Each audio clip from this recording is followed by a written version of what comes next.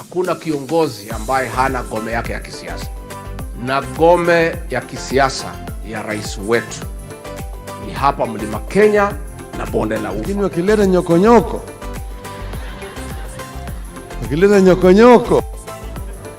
simuko tayari. Kwa mkutano nikiondoka, nikapata mtu anaitwa Moses Kuria amenipigia simu. Nikipigia yeye ananiambia vice chair. Nashindwa, Moses ni ule ulevi. Nimeambia wakora wote na matapeli na wezi pamoja na wafisadi wote, mambo yao ni matatu: either wahame Kenya, waende jela, ama wasafiri waende mbinguni. If you've just joined us, pia wewe mambo yako ni matatu. It's either you subscribe, you comment or like. Lakini tunaweza ongeza ya ine, sharing as well. Of course. Yeah, so we are not under any copyright infringement because yetu ni mambo maine. You like, share, comment or subscribe. Yeah. But good evening and welcome to yet another this one is just exciting. It's not excruciating episode of Debatable. I'm Alan Hubbard. I am Boniface Miriko. Yes, this is Debatable. Agree to disagree, where we get to look at all the political happenings that are happening in the country. And this Monday, it's quite a mouthful, yeah? Yep. The president stayed true to his threat. Na bado nitaenda. Alienda. He went to Saudi Arabia. Yes, for the Saudi Africa Summit. Yeah. Every part of the world has a summit about Africa. This one was the first for Saudi Arabia. Yeah, because they know they are missing behind. Yeah. There's a question that I asked you, and you promised me to do something about it. When presidents go for such activities, do they also get per diems? They do. Okay. Why shouldn't they? Now, roughly. Yeah. How much per diem would President William Ruto receive? We are talking millions. Ah. We are talking millions, of course. So probably that's his side hustle. You know, he used to rear chicken, and probably he no longer has time to go to the farm. So the only side hustle he might have is going for these gigs. Of course. Alafu apate per diem. And itaitwa per diem. They'll be given some good term. So that you are appreciated for availing yourself for that important meeting. Of course, KSA has to appreciate the president for showing up. You know, this guy is a schemer, yeah? First you go on fuel ya serikali, taxpayers' money. Yeah. But when you go there, the per diem, let's just call a spade a spade. The per diem you get is not taxed by anybody. It's not taxed. Genius. When I grow up, I want to be a president. We should be president. But that's not what we're talking about today. We are experiencing it because of the trees that we planted. In terms of advocacy, in terms of people knowing that they need to plant trees, I think we've seen in our timelines, in our WhatsApp and all social media, that people are engaging in planting trees. We've seen photos from different people. They are engaging in planting trees, and that is a good thing. And this is a good timing. I think the president saw the rains and say that let's take opportunity of this. This is the best time to plant a tree so that it has water to start maybe farming the roots. And perhaps by next year or 5 years to come, we'll have a good forest cover in Kenya. Yeah. Interesting. And before we even go away from this planting trees thing, the president and the El Nino, there are two things that I want us to joke about here. The meeting, the cabinet meeting, that where this, can I call it a decree, was passed. Now, let there be a day for planting trees. I can only imagine how that cabinet meeting went. Yeah, every cabinet secretary saying, yeah, by the way, Mr. President, that is a very good idea. That's a very good idea. And they saw that they would revolutionize the way things are done in this country by giving us a holiday to plant trees. You know, when an idea comes from your boss, you can only do much. The 58 laws of power. Just to support him. So, by the way, that is a good thing. I've been thinking about it. Yeah. Let's do that. So, and I will gazette it tomorrow. Of course. And you've seen the cabinet secretaries were assigned different counties to go to different counties and just partake in the planting of trees. Yeah, maybe that was the decree from the president at that time that they should. And the president has been very vocal about climate change and planting trees. He was at UNEP today to give a speech on something. So it goes in line with what he has been advocating for. And COP28 is around the corner. Yeah. The last thing, doesn't the president feel as if, and I don't know why I'm so centered on the president at the beginning of this, doesn't the president feel like he has eggshells in his face about this El Nino thing? Well, he does. He does. How does he walk knowing that, oh boy, I called the wrong one? He did it too soon. Yeah. The weatherman said that the El Nino is coming, and they didn't change that stance. The deputy president also just the other day said that we can call it what we call it, but this is an El Nino. There is nothing about it. Yeah. This is an El Nino. So, that's an egg on the face of the president. Well, he said that he's not an El Nino, but we are seeing all signs of an El Nino. We are receiving rains in places that we never experience rains. Yeah. And it's in a large quantity. So this is It is indeed happening. Yeah. At what point does the president apologize? He can't. On this one, he can't. I told you what he can say. Yeah. He can say that these are just, he said that there will not be an El Nino. But heavy rains. Yeah. So we can say these are heavy rains. So ni mse wa kuweka both teams to score. Of course. And the boats have not been used in Nairobi. So they'll say, you've not used boats. So this all right. I hope wherever you're watching us from, you are safe from the rains and you have a cup of coffee or either a blanket or a human blanket to cover you from the cold. Now let's go political. A lot has happened over the weekend since we were last here on Saturday. And thank you guys. The support is coming through massively. Continue doing what you're doing. What has interested you all from Saturday afternoon, Sunday, and now today? That must be the event that happened in Kakamega. Where Salasia was... there was a brawl there. Yes. Where someone from the congregation or from the public attacked Honorable Salasia. Yeah. I saw that video and rewatched it. And to be honest, I wonder what is ailing our people as Kenyans. Yeah. What is ailing us? Because this man was clearly on the side of the people. He was trying to defend the people and telling the governor, please make sure the monies that were allocated for Mumia's sugar are maybe taken to the company to make sure that people are employed, etc. Yeah. To revamp the company. Then someone from the public just comes and starts throwing brawls and throwing punches at Salasia. It was unfortunate because you wonder why this person can do that, even if you're supporting the governor. Yeah. You know, at the end of the day, these people have a mandate to make sure that public resources are used in the right manner. And Peter Salasia was, in his own right, doing what he's supposed to do as a legislator, to put pressure on the system, on the administration, that you should use the money as it was supposed to. He was defending his people, that my people do not have this and this. I am asking you for this to be done. So he was right, by all means. You know, it's not usual for me just to come out and support Peter Salasia in public. But on this one, I do support Peter Salasia. I mean, it was really uncalled for that person to just come out of nowhere and start throwing punches. Yeah. We need tolerance in politics. We need people to accept divergent opinions. Of course, Peter Salasia was not throwing punches at anyone. It is you who came. And the man had the skills to defend himself. He had the skills. Yeah. Apparently, maybe Babuino is being emulated somewhere. Wow, just wow.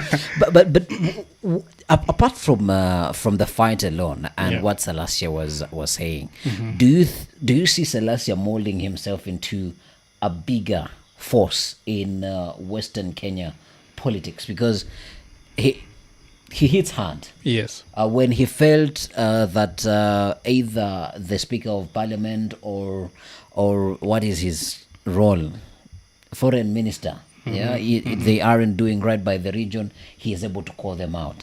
When he hears a governor in the western region is not doing something, he is able to call them out. Is he shaping himself into something, to a voice to be heard in Western Kenya, or it's just theatrics and it's too early for him? At first, I must say, at first I didn't like the kind of politics that he played. Yes. He was seemingly too much partisan and didn't try to reason with other people. Yeah. But recently, I think he's getting to understand how this thing is, and he's starting to be genuine also with himself. Yeah. And the people that he leads. We saw when the president was there just a few months ago, he told the president categorically that if you do something to this Mumias sugar, if you revamp it, if people start getting employed and selling their cane to Mumias sugar, I will make sure that I support you. You know, that's an honest statement. That I am here for this cause, I am here for my people. You just do this for these people. He's the MP Mumias East. Yes, I believe. I'm not sure, but I believe. Okay, you can correct us if we are wrong on this one. Yeah, so he's turning out to be someone who is very practical, even though he likes a lot of jokes. He likes joking a lot, but he's a young lad. He's a young lad, and he's turning out to be someone who is very practical and very direct in what he wants. And he's putting his people first, and that is the most important thing to do for a member of parliament. So he has a very good placing. I've seen people chat on Twitter, on different platforms, YouTube, saying that Peter Salasia has a very good, has a very bright future if he continues on that trajectory. And you know, the throwing of punches, of course, put him at a level where he's now the victim. And people say, we resonate with this person. And we are right. He is the MP of Mumias East.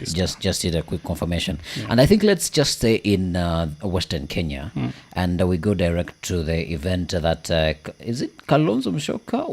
They were in Kakamega, I believe, and they were with Wycliffe Oparanya and other proponents of a One Kenya coalition, Azimio la Umoja One Kenya coalition. Kalonzo is very specific. Azimio la Umoja One Kenya coalition.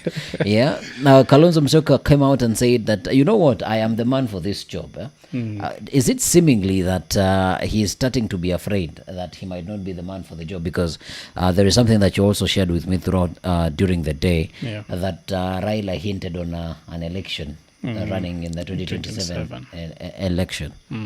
But we have to ask ourselves first, Alan, has it been ever or any different in the past? Kalonzo has been having this stand from 2013 saying that, I fit to vie for presidency. But at the end of the day, it's Raila who vies for presidency and he supports him. So he said that around 3 times, and elections have been happening while Raila is the main candidate. So while I appreciate history, I think it has come to a time where Kalonzo should, in his own right, forge his own path, because he cannot continue to stay in the shadows of someone else while he thinks that he has the capability to vie and win this presidency. Azimio la Umoja One Kenya coalition, that long name. Just because another party has 3 initials. It has to be called all those. That's a paragraph. No, you just say Asmio and you're done. All right. Asmio. So, he's trying to tell people, sending a message that, this party, it has 2 halves. I have 1 half. That one Kenya, that one is mine. And you have the Azimio. So he's sending a message telling them that, if you don't cooperate with me, if you don't support me on this bid, I will go with mine. And it reminds me of what happened in 1992, in the elections that happened in 1992 with Ford. Internal wrangles and leadership struggles led to the split of Ford to Ford Asili and Ford Kenya. Ford Asili having forgotten the name of this veteran. Then it was Raila Odinga heading Ford Kenya. And it happened, and that one never came back. So it can be interesting if at all Kalonzo Musyoka will try to go it alone. Yeah. But I think if I were Kalonzo Musyoka, I will do this. I would just make sure that One Kenya Alliance has its own stand. Azimio can have its own stand. We are all opposition, all right? But One Kenya, I just try to create a difference. This is the brand of One Kenya Alliance. This is not the same brand as Azimio. Try to pull power in your side. It will not make him lose anything. At the end of the day, it will strengthen him. If he wants to be the deputy president, if he wants to support Raila Odinga, it will be even better because you will be stronger than just remaining as a one faction party or something. But it's interesting even when you talk like that, because what resources does he have to create this formidable side, and two, who is going to listen to him? Those are the big questions that we are supposed to ask ourselves. But before even we continue, let's hear Kalonzo Musyoka. I think he was in Machakos County for our funds drive. Let's hear what he had to say for himself. We are working together na turudi nyuma. Kwa hivyo Azimio la Umoja, One Kenya. Kumbukeni Azimio la Umoja was one team, and then One Kenya Alliance tukaunda a very strong coalition. Na haya maneno ndio ambayo tunazidi kuzungumza hata kwa mambo haya ya Bomas of Kenya.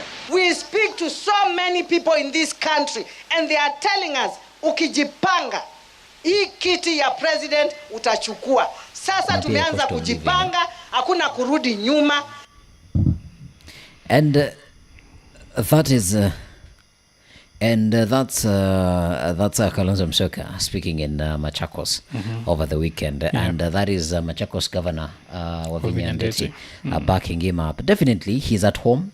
You will get all kinds of support. Of course. But I think what would be a little bit tedious and tough is him actualizing what you're saying.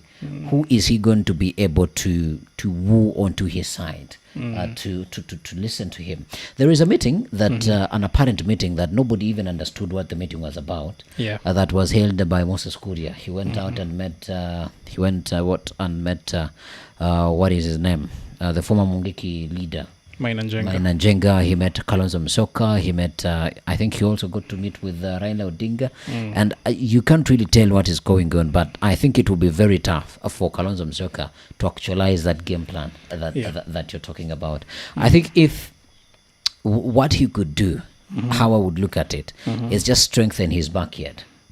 Just strengthen your backyard a little bit more, because truth be told, the ruling party still made some inroads within the Ukambani vote and the Ukambani region. So you only need to galvanize your stronghold, and then hope and just hope that when the big time comes to make decisions, you have all your eggs in one basket, and a willing buyer will come, and you'll have a good deal to give away. And that is a good argument, but also it shows or highlights our politics, and it's something I don't like, that we are depending or looking up to one person as an individual to stand for office of the president without actually having anything. Kalonzo has not told us his philosophy. He has not told us. But you've known it all this time. We don't know his philosophy. Do we know the philosophy of the current president? Yeah, you're bringing me into into deeper waters. All right, let's go. Do we know the philosophy? Okay, let's do this. Do we know the philosophy of this current president?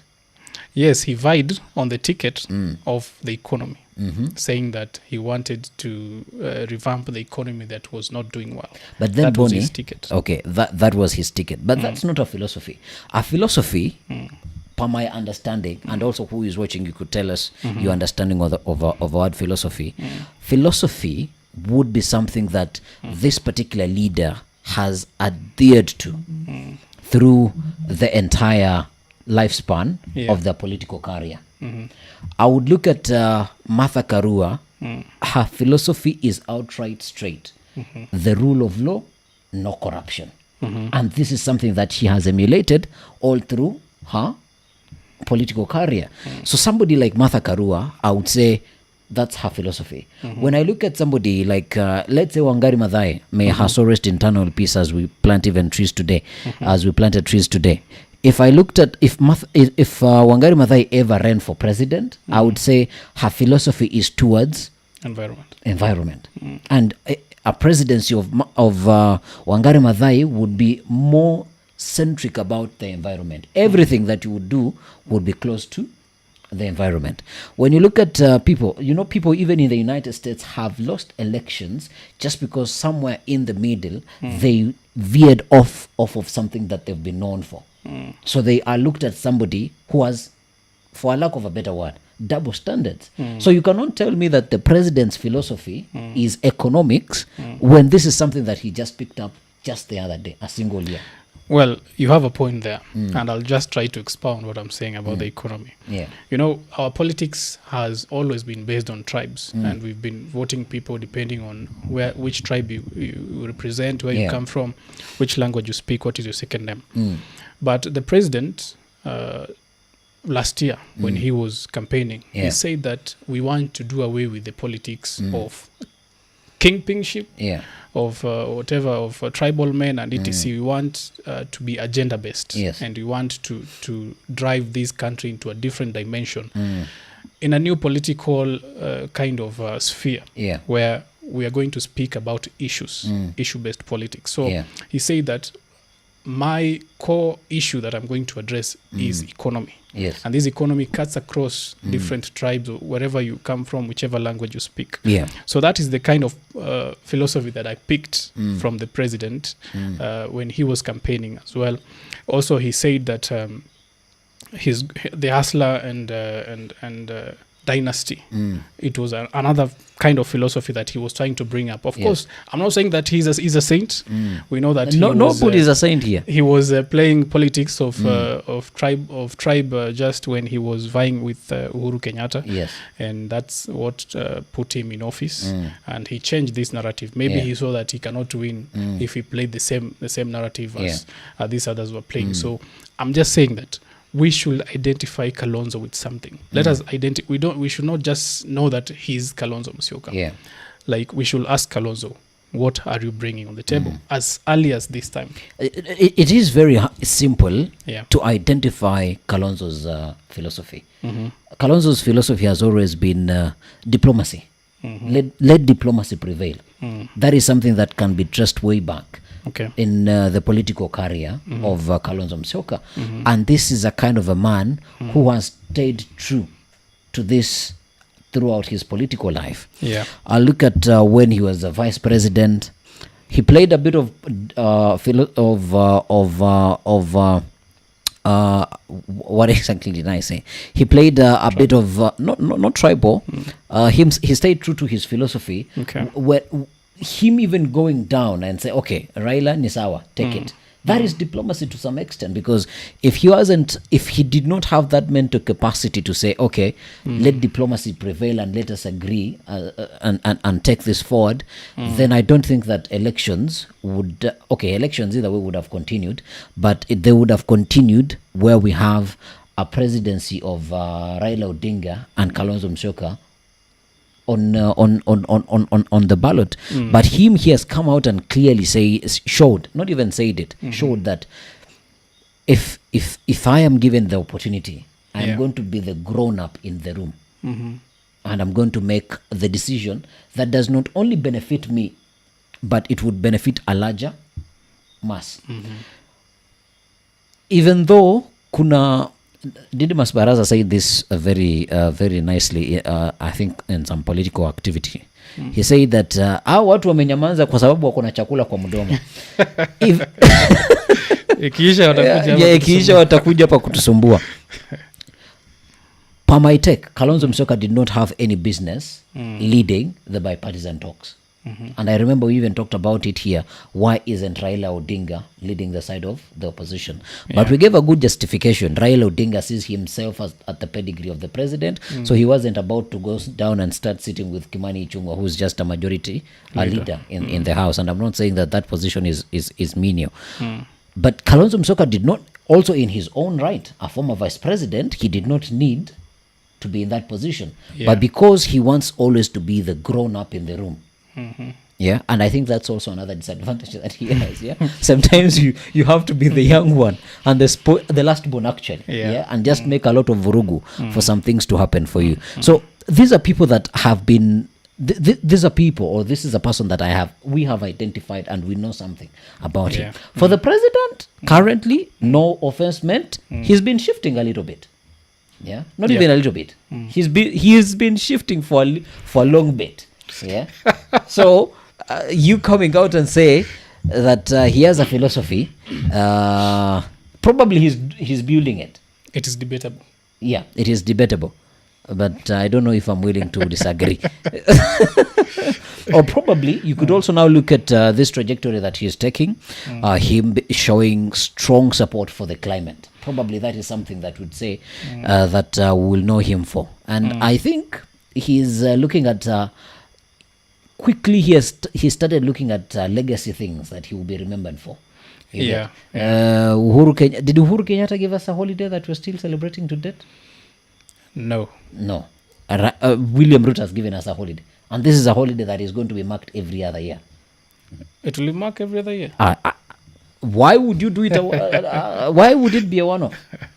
Yeah. Why would it be a one-off? Yeah. So do not be surprised if 13th November 2024 we are also planting trees yet again, because it will still be his presidency. There was a bill by Kimani Ichung'wah to remove October 10th, I think it's October 10th or 10th, I think, as a national holiday. So maybe they're trying to replace it.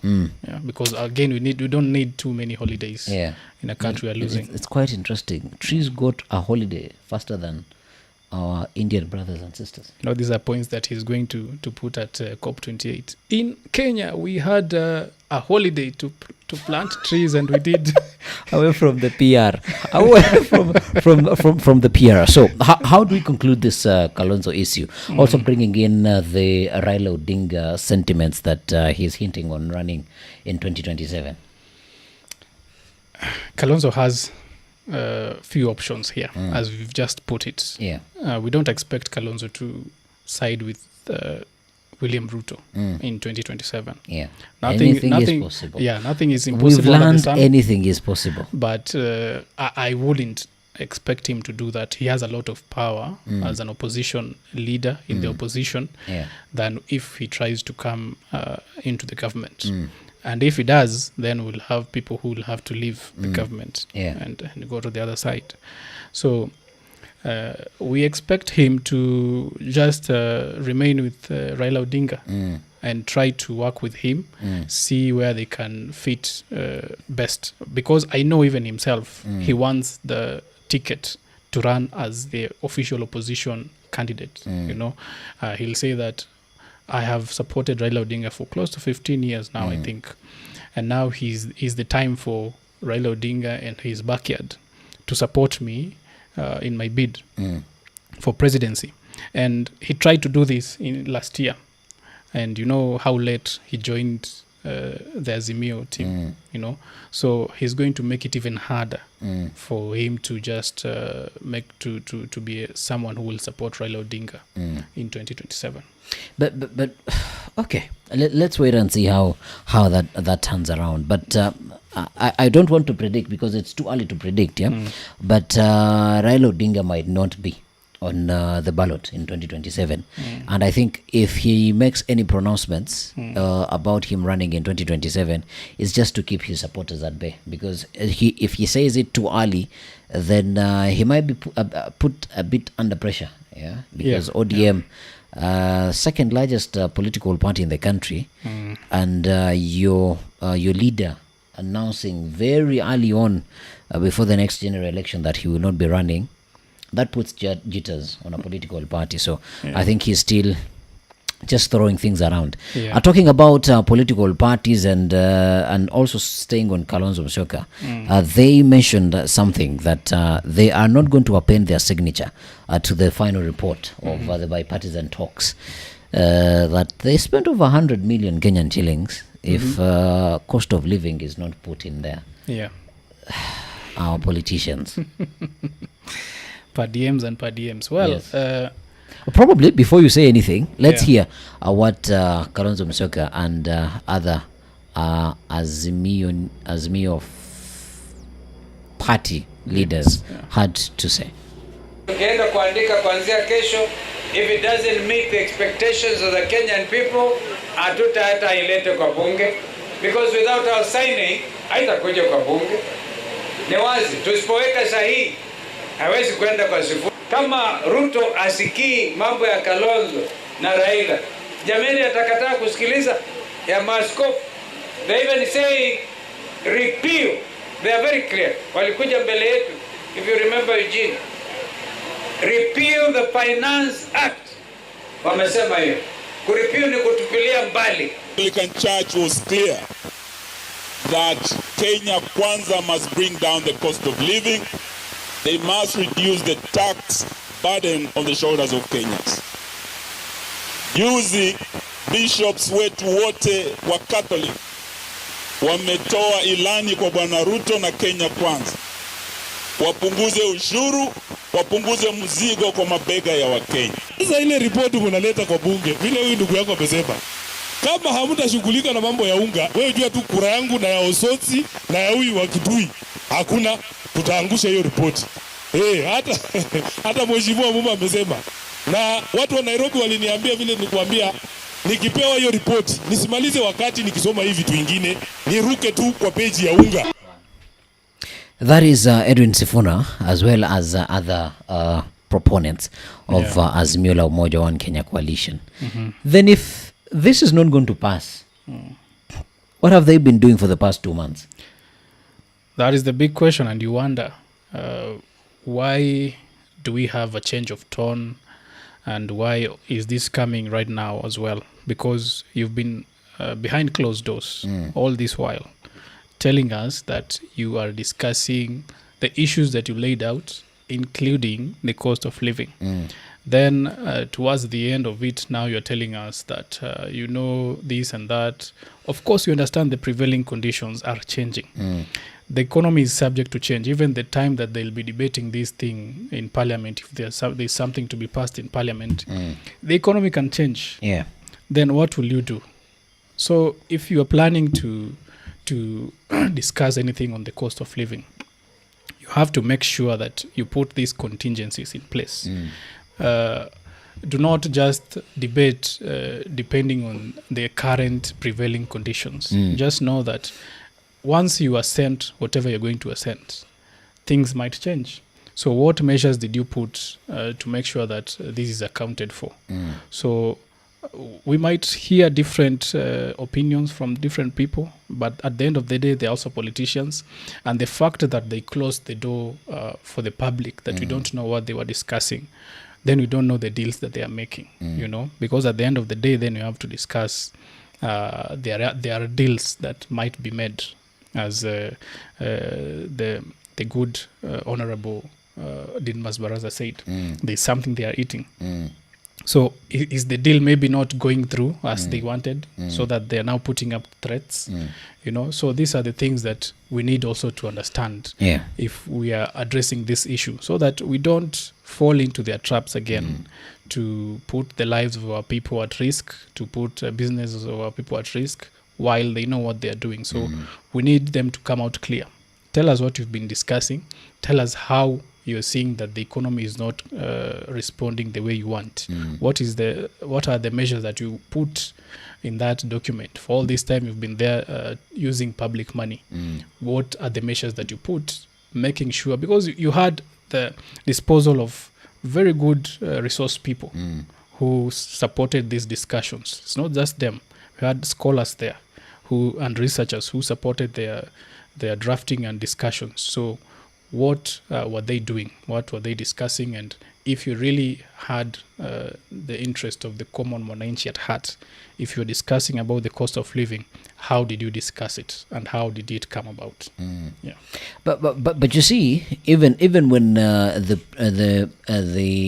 burden of proof to me, let me speak a little bit of law. Even as the burden of proof lies on the Azimio la Umoja One coalition side, I think it still remains the responsibility of both parties, including the government, to say that this is how far we have come in delivering this piece of service to Kenya as a country. I don't think, even as it is the business of the opposition to push the government to do certain things, still it lies to the government to say that these are the measures. In the State of the Nation of the national address, the president did not mention anything about the cost of living. He only talked about unga kushuka, but where the bei president alisema ndio bei ya gorogoro uko nyumbani Trans Nzoia. Just be honest. I'll have to call. Never accept liability. But anyway, so when you look at all these variations of information, to me personally, the burden of proof does not only lie with the opposition side. So because I think they even need to be applauded. Either they have food in their mouth or they do not have food in their mouth. We've been hearing more from them than the government. Because the government is supposed to counter the opposition and say, no, what the opposition is saying isn't true. But we've not heard anybody from the government come and pronounce themselves and say, this is what indeed what we are doing. So I don't think it is an opposition thing. I agree with you. The government also has a role, because it was an agreement or a discussion between two parties, the government and the opposition, to come up with a solution to whatever they were discussing on. So the government also has to play its part.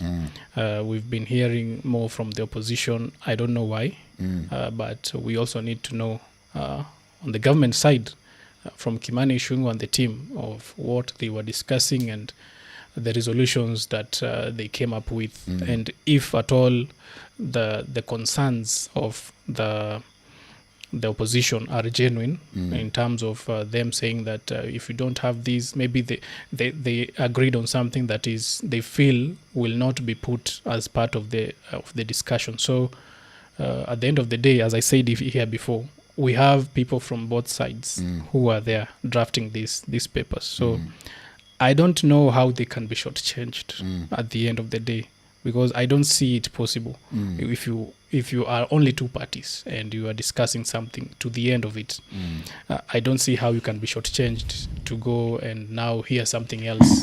And the opposition is a very, very big party in this country, and it has a lot of people. So to me, it is not practical for the government to shortchange them unless they are trying to defend themselves and just wash their hands for something that is going to come. Okay, let's wait and see if they are indeed washing their hands, as there is a very unlikely person who came to the rescue of the president. You know, he's like Superman. When you need him, when you least expect him to show up, he shows up. And I'm talking about the deputy president himself. And for some reason, these days he's very soft-spoken. His tone is very, you see, this is a very bad example to use. You see, the moment that you all are growing up in a family, your parents talk to you anyhowly. But when it gets to the moment and they realize, by the way, our watoto ni kama wameanza kutoka kwa iboma, they start speaking more softly and more nicely, because now they know they're going to remain in that house alone. They're going to remain in that house alone. I think that is what Rigathi Gachagua is also doing. So he came out and pronounced himself about the utterances of Julius Malema as he was in Nairobi. But there is so much to talk about this Julius Malema visit in Nairobi. But first, let's hear what the deputy president had to say. Then we weigh into that. Nimeona hata mtu mwingine ametoka South Africa, hajui Kenya, ameingia tu asubuhi ameanza kusema mambo ya Kenya. Tungetaka kuambia wageni wakitembea waheshimu viongozi wa ile nchi wametembea. Sisi tumetembea nchi za ng'ambo na tunaenda tunakaa, hatuwezi kumtusi rais wa nchi ya ng'ambo. Hatuwezi ingilia siasa ya huko. Huyu amekuja ni mjuaji, amefika asubuhi. Saa 8 mambo ya Kenya anajua hata kuliko sisi. Si mlimsikia yeye? Na pale kwao nilikuwa hapo December. Rationing ya stima ni 7 hours. Na sisi hatuongei kwa sababu tunaheshimu hawa. Sasa yeye amefika hapa ni mjuaji. Mambo ya Kenya, urais, sijui nini. And that is Rigathi Gachagua about Julius Malema. Before I weigh in, because definitely you have something to say about this. And also there is a commenter, I would call him a super fan. Yeah. We're going to be reading his sentiments that he has about Julius Malema. Yeah. I will partially agree with the good deputy president that, you know, it's not right for someone with the stature of a member of parliament from another country to come in this country and be given a podium to start discussing and interrogating matters of this country. It is not ethical for you to really delve deeper to try and control the narrative of the country while you are not a citizen of this country. First of all, we understand that Honorable Julius Malema, we saw that he really doesn't understand Kenyan politics. By him coming to change the stance about the president and just trying to he didn't have a clear picture of the nation.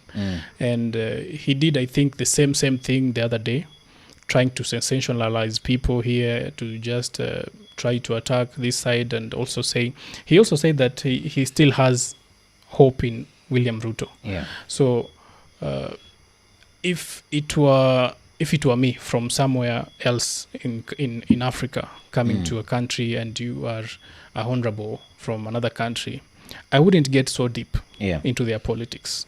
First of all, it will not. You don't understand the politics of a country just hours after you came in. Yeah. It will not take even a month to understand the politics of this country. So I will just comment from afar of how things are going and just leave it at that. Speak about Pan-Africanism. Yeah. You don't have to just start poking holes of how things are happening in the country.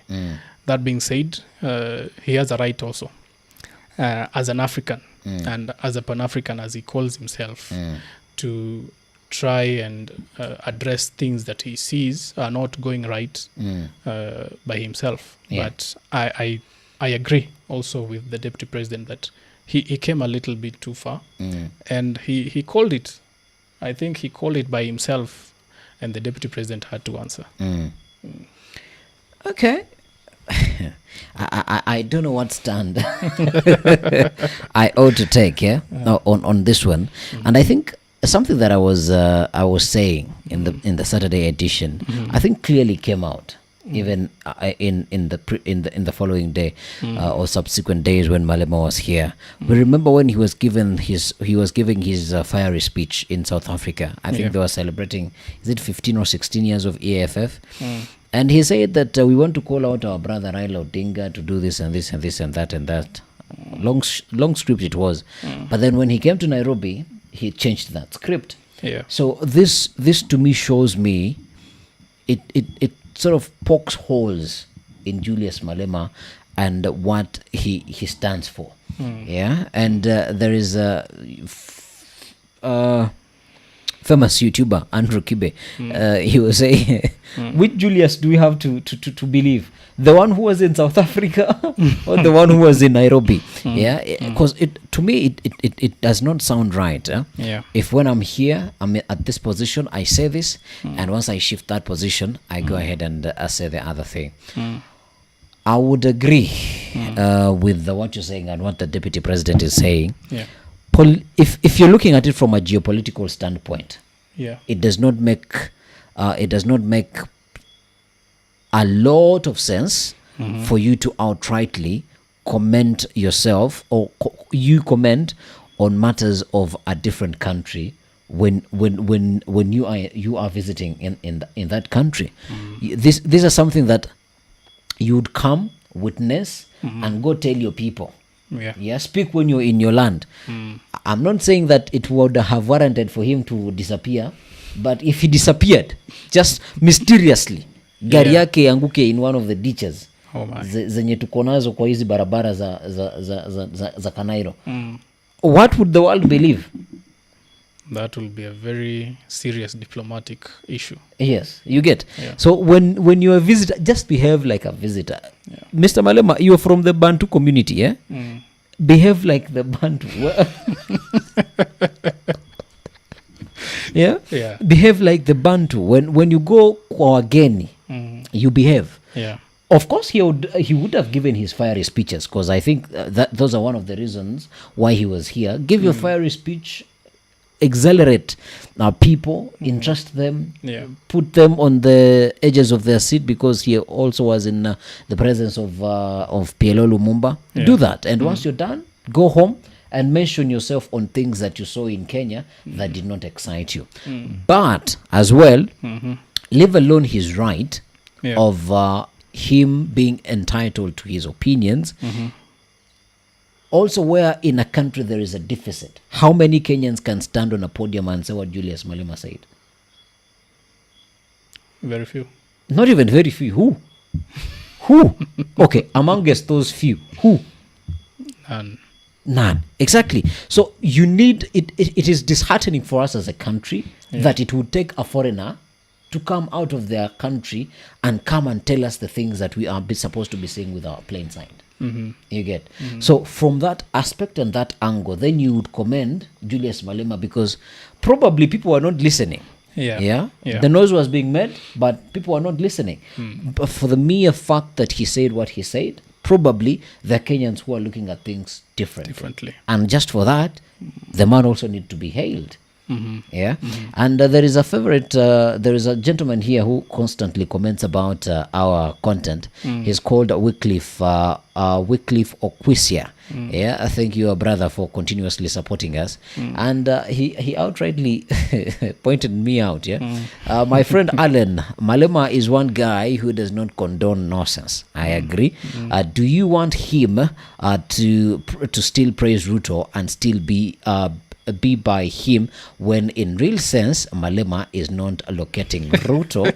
He used the exact words that we used in the thumbnail for us, what he was saying and what he is doing. Now, my brother Wycliffe, if for what I was saying last week, just to expound this, for what I was saying last week, it is all right for Malema to call out anybody, not only the Kenyan president. He can go ahead and call out Yoweri Museveni. He can go ahead and call out Mama Samia Suluhu.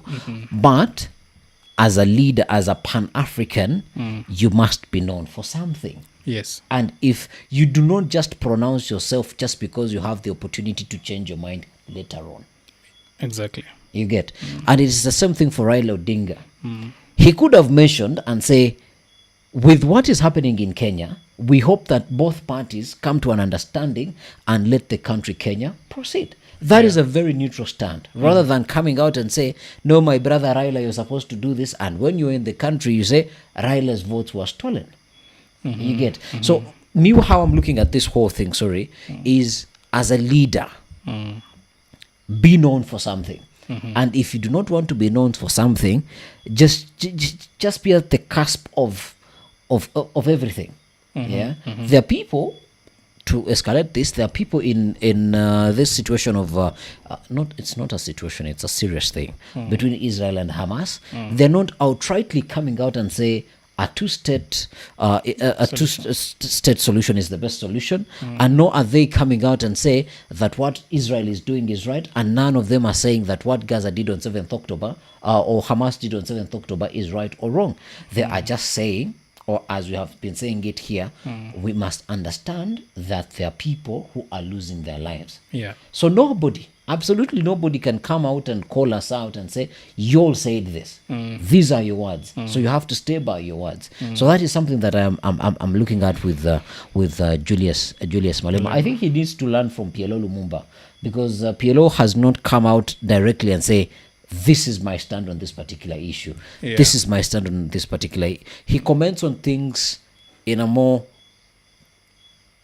all-rounded manner. If it's corruption, he would come and give you his fiery examples. When I was when I was in Namibia, when Sankara did this, this and this happened. This is a leader that if they came out a week later and said something contrary to what they said, it would be all right because they did not have a particular stand. Yeah, exactly. That is a very good way to approach issues. More so when you are... Same thing with the president and the El Nino rain. Yeah. So if you're a leader, I think even that is the most pressing thing, because Malema is not just a citizen. Like PLO Lumumba. PLO Lumumba is just a citizen who has a very good stature in this country and across Africa, but he's not a political leader. Malema is a political leader. He has he represents his government in some way. The opposition, I think he's the official opposition leader. So his words are taken by a lot of weight. So when you pronounce yourself on issues, we don't take it just as Malema has said. We take it as EFF. This is the stand of an official opposition leader of another country. So it will be looked at as if this is meddling in another country's business, which brings up a lot of issues. You can easily disrupt the diplomacy between Kenya and South Africa just by your words, So that is why you find even politicians in this country, when they go to other countries, you stay quiet about the internal politics of that country. Like Rigathi Gachagua when he was in Colombia. He was just in parks stretching, going and visiting coffee farms, being serious. told how these things being done, etc. That is. I think he was about to say, "Can't you just be like me?" He could have gone to Masai Mara, enjoy the actually beauty that's of what Kenya. he said. Mkikuja hapa mwende Mombasa muogele, muone wanyama alafu mrudi kwenu. Of course. As a Pan-African, yes, you can pronounce yourself on issues depending on what you're discussing. But as a politician who has a lot of experience as Malema, he knows best how to pronounce himself, not to disrupt a lot of things in this country, not to warrant a reaction from the deputy president. So I think that has to be looked into if someone of that stature comes to this country. Also, I think another possible candidate who can do this is Bobi Wine. No, I don't think so. Bobi Wine hasn't gotten that courage just as yet. But anyway, if you think so, that's your opinion. He was here last year. He was here last year, but what did he say? Almost said something. Almost. There is a difference between almost and saying it. Those are two different things, my brother. That's all right. But Malema, congratulations. If I were you, I would do it again. So that's a good thing that you did over there. Before we go to matters people missing, because how much money would you have to bring in a consignment of 17 billion Kenyan shillings? The entire ship. The entire ship. Just one person. That's how much worth are you? That's a lot of money. Yeah. That's an individual who we should be knowing. But the name even sounds very new. But before we talk about that, because it's a serious matter, 4 days, I think today is the 5th day. Unfortunately, we do not know her whereabouts just as yet. On Saturday, there was another blackout. I don't know what you have to tell me this time around, but the responsible ministries to date, not unless bado wanapanda miti, but they have not come out to pronounce themselves on what is happening. It is barely a month. Actually, a month has elapsed. And I remember the cabinet secretary for infrastructure, Moses Nani, Murkomen, transport. It's transport and roads and works. Roads and works, transport and all of that. He stood at the JKIA and said that this is something that is not going to happen again. And it happened. And there were no lights at considered one of the most busiest airports in the African continent. There was no electricity. Can I insult us a bit just with one word? 2 words? 3 words? Debatable or us as a people, as a country? As a country. Okay. Third world country. But that should not suffice. Ouch, I felt that. It is sad. It is sad that we experienced power outage yet again, almost across the nation. Not almost. The entire nation was pitch black. The entire nation. Yeah. You know, these are things that do not happen. If you ask someone who is not, of course, in Kenya, somewhere else, it is something that would warrant a lot of investigation and people being fired due to negligence. Not even investigation, firing immediately, with immediate effect. Of course. But this is our country where people can do whatever they want to do and still hold office with a lot of contempt and pot-bellies because they feel entitled in their office that they cannot be done anything even if anything happens. We have to put into consideration people who are in hospitals, people who didn't make it due to whatever happened, the power outage, crimes that happened during the night due to the power outage. We have also to mention the inconveniences that happened because of power outage. People depend on these to make money, to make a living. And, you know, it happens and happens again and something is not happening. That is a mistake that should be corrected. And the correction of that mistake is by people leaving office. We need to see a change in the people holding office and people who are liable for this. And we need really a very good investigation to be done to know the cause of this. It cannot happen and keep happening that our airports, the largest airport I can say in East Africa, lacks power. Then a lot of things can happen. That is even a security issue in our country. People can pass through, and you know our country is ever on a threat of terrorism. That is something that can put our people in danger. Things can be smuggled in, and that can come to hurt our people. It can also be an inside job, as we discussed also the other time, that people can be moving their whatevers, and they just orchestrate this power outage.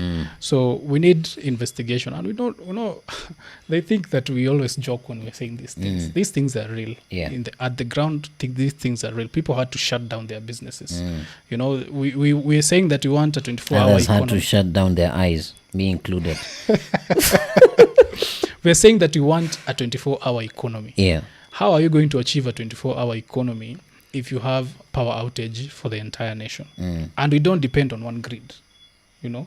So there are a lot of questions. It has to be properly coordinated for an entire country.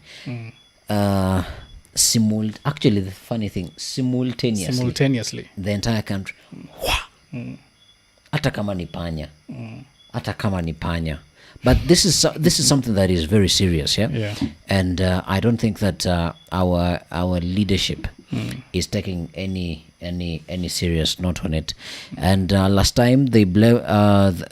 Let me not say they blamed, but blame was thrown around. They had a person to blame, they had a person to fire, and so these are the people who are not responsible. But would I say that this is God who comes out and rescues his people? And say, by the way, it is this and this and this that you do not because of this particular person, because they have not even come out to pronounce themselves and say, this is exactly what happened. And you know, these are people who have generators at their homes. They don't feel it. I did not know you could go there, but okay. They don't feel it as the majority of us do. You know, if power goes, it's just a flicker. And it's on again, and you don't feel anything. But out there, people are suffering. People who are doing business, they were suffering. So it is, if KPLC does not fit its mandate, then we need to know. There are a lot of private power producers who keep saying that we need to privatize this thing. If you cannot handle it, then give people who can. You know, we don't need inconveniences just because you are a monopoly. We need people who are serious in these offices. Yeah. And talking about people who are serious, this story of the lady who is missing and a consignment of 17 billion worth of money in oil. What is your take on this? And there is a whole cabinet minister or secretary who is mentioned in this. Well, it is an ongoing investigation. We are concerned as a country about someone just missing, and we don't know their whereabouts. it is something that has to be clearly investigated, and the nation or the apparatus, security apparatus, need to take that seriously, because we don't feel safe. We don't feel safe if people go missing in our country just by doing business. They should be properly prosecuted. We have everything that is available to take someone to court and just lay down their charges and prosecute that person publicly. Yeah. We are not in a banana state. This is a government that campaigned on that promise that we are not going to make sure people disappear.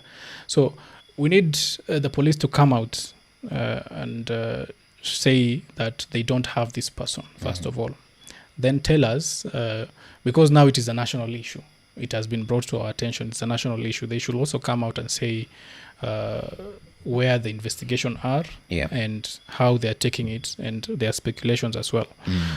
What we know that is, she had a consignment, an entire ship of oil. Yeah. That was close to 10,000 metric tons. Close to 10,000 metric tons. That's a very big consignment that was to dock at Mombasa, but it was at high seas because she didn't have all the papers needed to bring the oil to the country. Yeah. So the ship was just waiting for her to clear to have all the papers. And as per her lawyer, it seems someone knew that she didn't have all the papers. So they decided to take advantage. They took advantage of that, and now the lady is missing. So there is something fishy going on, because if someone took advantage, and then we have these two big companies trying to claim that the oil belongs to them. There is someone who is trying to benefit where they don't deserve. Kuna mtu anajaribu kuvuna mali ya kupanda. Na hiyo ni wizi. Hata miti zake hazitamea. Here is what the lawyer of the missing lady is saying, and the lawyer in question is Wycliffe. Mr. Chirchir, the energy minister, who told her that she needs to go and report to CID headquarters in Nairobi. She went to CID headquarters in Nairobi and met the DCI himself, Mr. Amin, who handed her over to Mr. Birech, in charge of investigation. She was told to record a statement. After recording a statement, when she was to leave, she was blocked by a Mr. Kibet and some other two officers.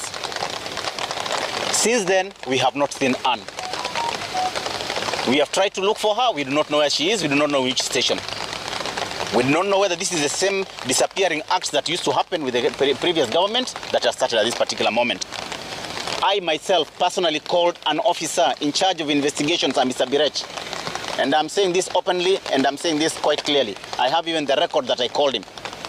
I spoke to him. Mr. Birech told me he does not know what I'm talking about. They do not know about any Anne. They don't know anything about the fuel. They do not know anything about that. Well, that is an account by the lawyer of Madam Anne. At least that is the name that is going per now. But it's quite interesting. Then if you are a large-scale business person in the country, of course there are so many questions of who is she, where did she get the money, and all of that. These are valid questions, and they should not be associated with anything. But would then that mean if I am a huge business operator, then I should not operate in the country?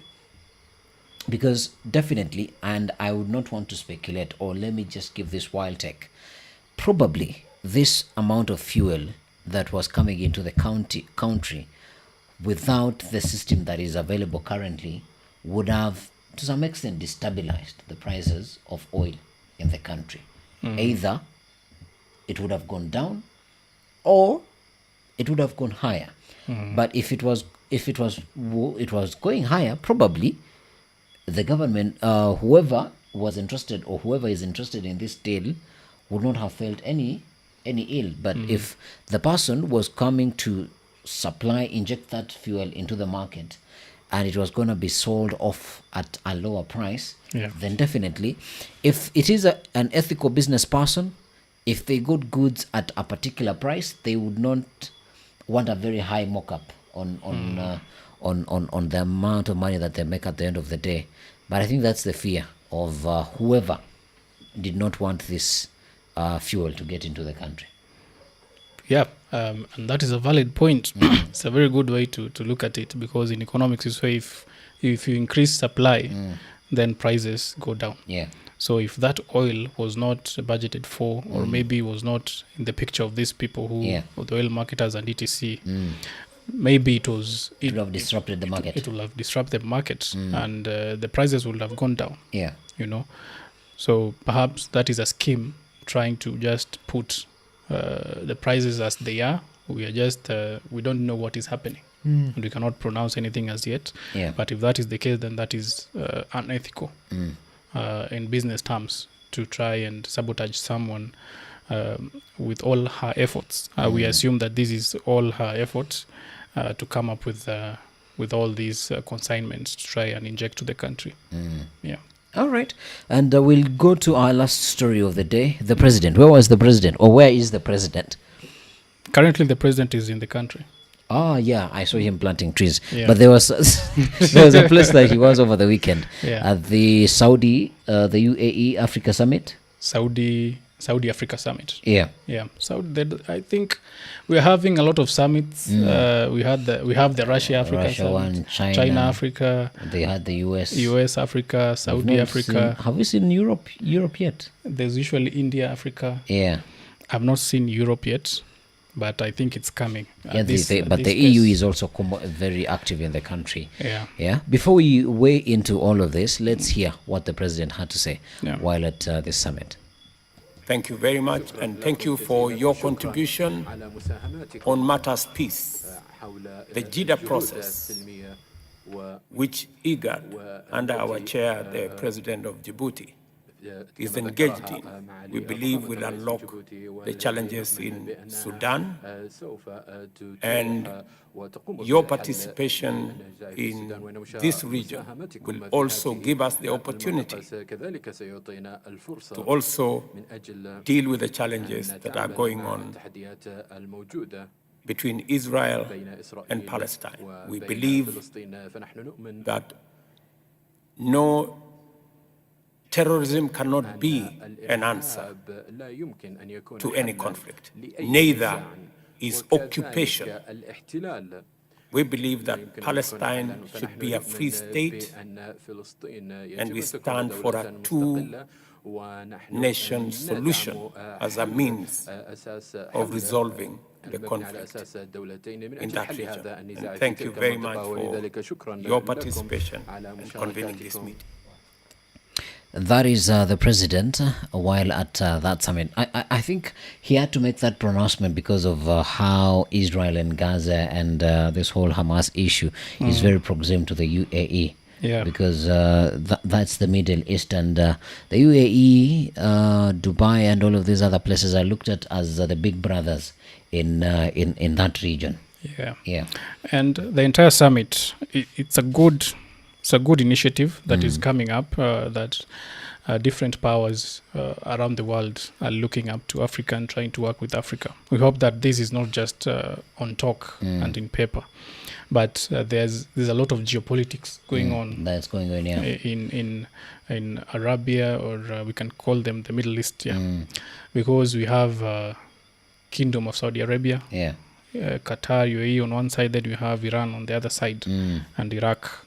So we know that there are different factions here, and it is important also to note the contributions of Prince Mohammed bin Salman since he took office as now the representative of his country. A lot has been happening in the Middle East, and change has really come to the Middle East in terms of how they relate. It was just earlier this year, the Kingdom of Saudi Arabia, KSA, made good terms with Iran. For 8 years, there were no diplomatic relations between the two countries. And then it was just also the other day that they also made good terms with Israel. So this all can be attributed to the Prince Mohammed bin Salman. So he has done a lot of things, revolutionary things to the Kingdom of Saudi Arabia and how they relate with the world. Now he has introduced the Saudi African Summit. They call it a term, Saudi Afro-Arabia, Afro-Arabia or something. So we are seeing a lot of change coming out from Saudi Arabia, and of course we also discussed here that they are part of the reason why fuel prices are very high. And that's a first. Okay, yeah. Because they want to build something, and they know that the future is green energy, so they want to make sure that as it changes, they will have something else to rely on, because they are heavily dependent on oil prices and oil. Yeah. So that being said, the Kingdom of Saudi Arabia has done a lot for Africa in terms of helping Africa to be where it's supposed to be. They are doing a lot in Sudan, trying to mediate between the two factions. They're also doing something to the Sahel countries to fight terrorism. They are injecting money. So the Kingdom of Saudi Arabia is doing a lot in Africa, but it cannot be compared to what the United Arab Emirates is doing in Africa. Yeah. So while that being said, the president is also looking at having better deals in terms of oil with the Kingdom of Saudi Arabia. We know that is the main dependent, the G2G government arrangement is between Kenya and Saudi Arabia. So the president is looking up to having a better deal. And you remember this, the president who said that he doesn't like to go to meetings being called upon and just lectured by a single person. Yeah, but padiem muhimu. So we'll question him on that also, because he said this and he did it again. So while we're looking at all these dynamics, he pronounced his statement on Israel-Gaza. Well, Kenya has always voted for a two-state solution. Even the other day in the UN, Kenya gave its statement and said that we want a two-state solution to this matter. While countries are giving out their statement on two-state solutions, we need radical actions also from them, because the other side is taking a radical action against people who are innocent. So we need action from them to try as much as possible to call out the war that is going on and to reduce the casualties also, even to zero. We don't need any person to die because someone up there is not having a good agreement with someone else. So it is important for countries that are supporting two-state solutions, including the United States, which has pronounced that it's supporting the two-state solution, to actualize that dream of a two-state solution. That is allowing the people of Palestine to govern themselves and Israel to govern themselves. As we speak right now, Netanyahu pronounced his statement that he wants to control Gaza. If you want to control Gaza, then that means you're not supporting a two-state solution. So you should not support those kinds of motive. Yeah. Quite interesting submission that you've made there. But I am even thinking about it, because I went silent for a minute there, trying to absorb all this. And the ceasefire, I think it's a 4-hour break that Benjamin Netanyahu gave out to the fighting in Israel. And we hope that it works at the end of the day. Of course, I shared yet again the conspiracy theory of what probably this whole thing is all about, or this war is all about.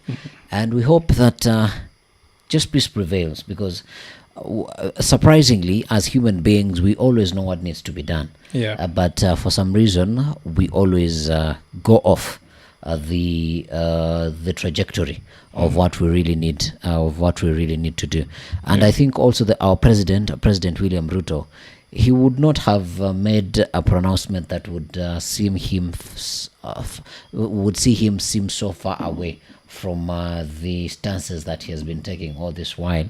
When we look at the cordial relationship that he has had with the West, then definitely two-state solution would have been the easiest thing, or the more acceptable decision or line that he would have taken. Yeah. And we hope that he gets a better deal for Kenya when it comes to this G2G government fuel importation and all of that. And we hope that the cost of living can go down. Yeah, that is our hope, because that is the main thing that is in discussion in this country right now. We need the cost of living to be lowered, which he also agreed that the cost of living is high right now. We need that to be lowered so that we can have we can allow people to do business, we can allow people to be innovative as well, because if you have high cost of living, then it is tough even to be innovative, to come up with a new business, because all you think about is now your budget is cut off to only cater for food and living, which should not be the case as nations should be. All in all, we advocate for the cost of living to come down, but as